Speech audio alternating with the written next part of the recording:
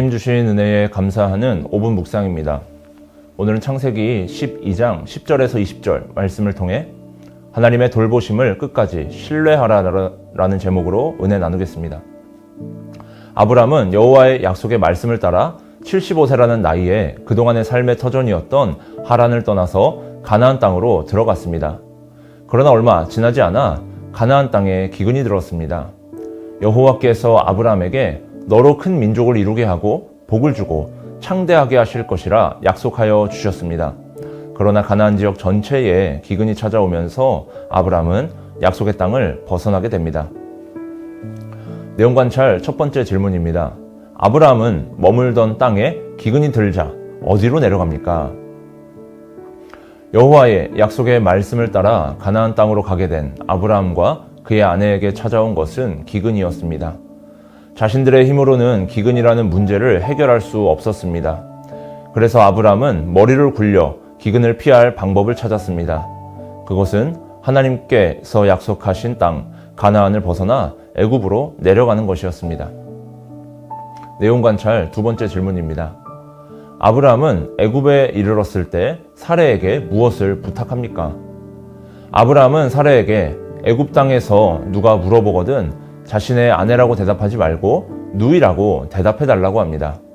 아브람은 사레에게 남편과 아내의 관계를 속이는 거짓말을 부탁하였습니다.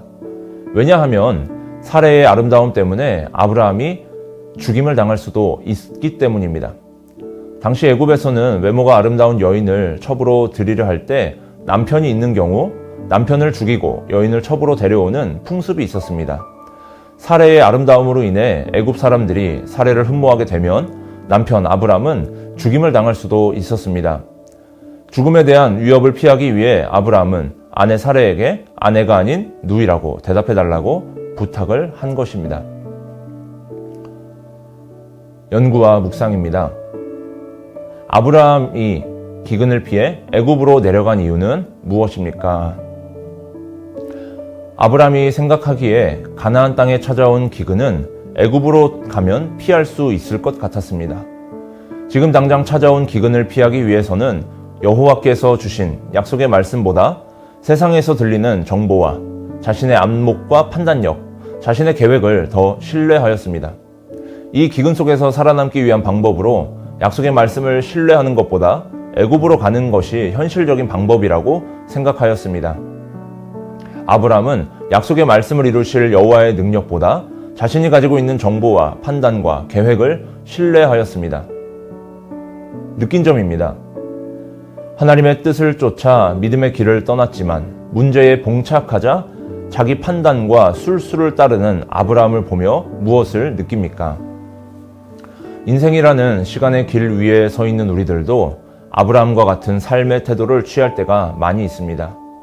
아브라함의 모습으로 보여지지만 이는 성경 속에서 볼 수 있는 우리의 불신앙의 모습입니다. 하나님께서는 분명하게 우리에게 약속하여 주셨습니다.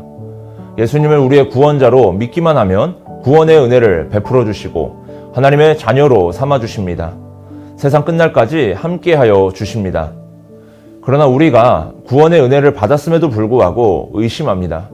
내가 처한 어려운 상황, 고난의 상황 가운데 하나님께서 침묵하시고 아무 일도 하지 않으시는 것처럼 느껴진다면 우리는 하나님을 의심합니다.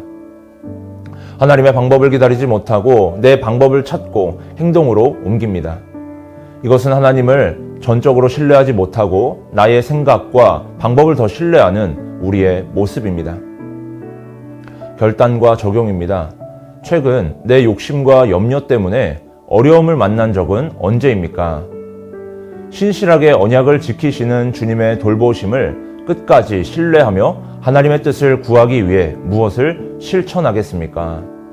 어려운 상황에 놓일 때 우리는 하나님의 약속의 말씀을 떠올려야 합니다. 갑자기 찾아온 위급한 상황, 어려운 상황에서 하나님의 약속의 말씀을 의지하고 기다리기란 쉽지 않습니다. 평소에 준비가 되어 있지 않으면 쉽게 하나님을 향한 신뢰와 인내가 생기지 않습니다. 따라서 우리는 평소에 말씀과 기도로 준비되어 있어야 합니다. 연습은 실전처럼 실전은 연습처럼이라는 말이 있듯이 다급한 상황에 하나님을 향한 전적인 신뢰와 순종을 갖기 위해서는 평소에 하나님의 약속의 말씀을 기억하고 그 약속의 말씀을 이루실 하나님께 기대해야 합니다. 세상의 방법으로 섣불리 일하기보다 하나님의 방법을 기다리고 인내함을 가집시다. 우리는 눈에 보이는 다급한 상황에서 하나님을 신뢰하기란 쉽지 않습니다. 지금 당장 먹을 것이 없고 목숨의 위협이 느껴질 때 하나님을 찾는 것은 쉽지 않습니다.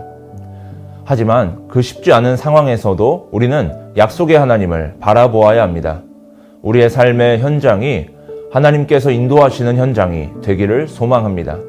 하나님의 약속의 말씀과 인도하심을 따라 순종하며 인내하며 사는 우리 모든 영가족 되시기를 바랍니다. 이 시간 함께 한마음으로 합심하여 기도합시다. 말씀을 기억하면서 하나님을 전적으로 신뢰하지 못했던 나의 모습을 회개합니다. 나를 구원하신 하나님을 의지하고 어떤 상황에서도 하나님께 믿고 구하는 자가 되게 하여 주옵소서. 교회와 담임 목사님을 위하여서 기도하실 때 성문교회에서 드려지는 모든 예배가 주께서 기뻐 받을 수 있는 구별된 예배가 되게 하옵시고 또 세워주신 담임 목사님께 지혜와 권능을 더하여 주옵소서. 영가족들을 위해서 기도하실 때 육신의 질병과 마음의 아픔 가운데 고통당하는 영가족들 회복의 은혜를 더하여 주시고 삶의 모든 자리에서 주를 의지하며 신뢰하는 주의 백성 되게 하여 주옵소서.